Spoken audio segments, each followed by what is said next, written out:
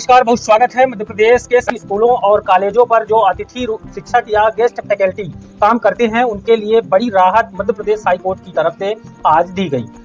वर्तमान में स्कूलों पर अतिथि शिक्षकों की भर्तियां चल रही हैं और कॉलेजों पर भी चल रही हैं। इन दोनों में अंतर है कि गेस्ट फैकल्टी और अतिथि शिक्षक स्कूल पर, गेस्ट फैकल्टी जो होते हैं वो कॉलेजों पर काम करते हैं।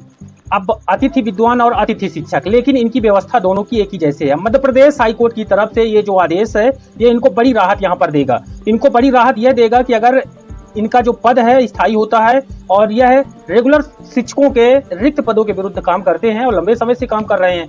अब मध्य प्रदेश हाई कोर्ट की तरफ से इनको राहत यह दी गई है कि अगर इनके पद पर कोई रेगुलर शिक्षक आता है तो इनको डायरेक्ट हटाया नहीं जाएगा। इनको किसी अन्य जिले, तहसील या फिर प्रदेश के अंदर किसी अन्य स्कूल कॉलेज में नियुक्त किया जाएगा जहां पर वैकेंसी है। तो इस खबर को हम विस्तृत रूप से आपको दिखाएंगे। वीडियो में अंत तक बने रहिएगा। एक बड़ा अपडेट रहेगा अतिथि शिक्षकों के लिए, बड़ी राहत, बड़ी खुशखबरी रहेगी।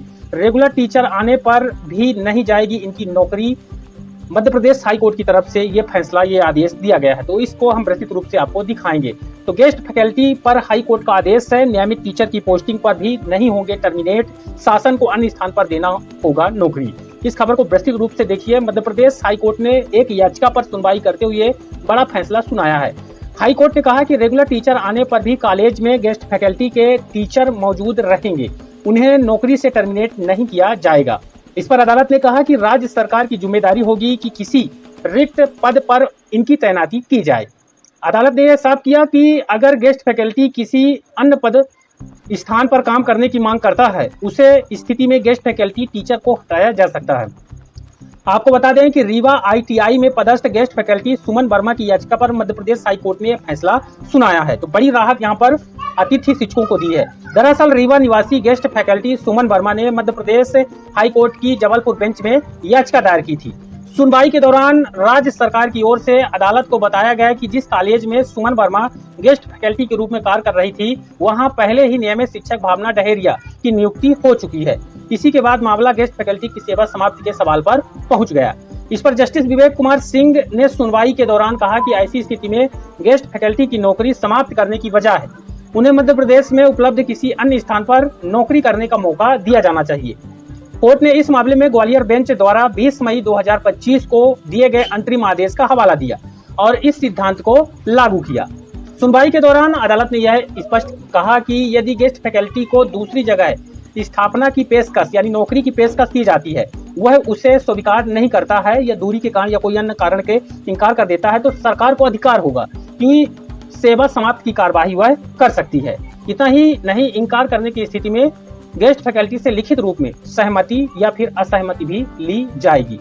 इस पर हाई कोर्ट का यह आदेश प्रदेश भर में कार्यरत हजारों गेस्ट फैकल्टी के लिए एक महत्वपूर्ण माना जा रहा है।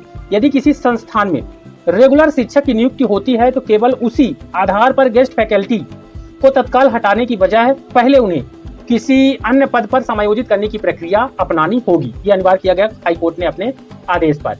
जस्टिस विवेक कुमार की एकल पीठ ने याचिका का निपटारा करते हुए राज्य सरकार को स्पष्ट निर्देश दिया कि याचिकाकर्ता की सेवा समाप्त करने की बजाय उन्हें राज्य के किसी भी उपलब्ध रिक्त पद की पेशकश की जाए।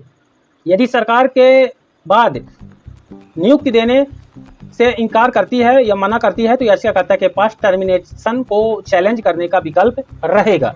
यानी सीधी तौर पर संबंधित अतिथि शिक्षक गेस्ट फैकल्टी को अधिकार दे दिया गया है कि सरकार अगर हटा देती है तो उनके इस हटाने वाले आदेश को अतिथि शिक्षक गेस्ट फैकल्टी चैलेंज करेगा।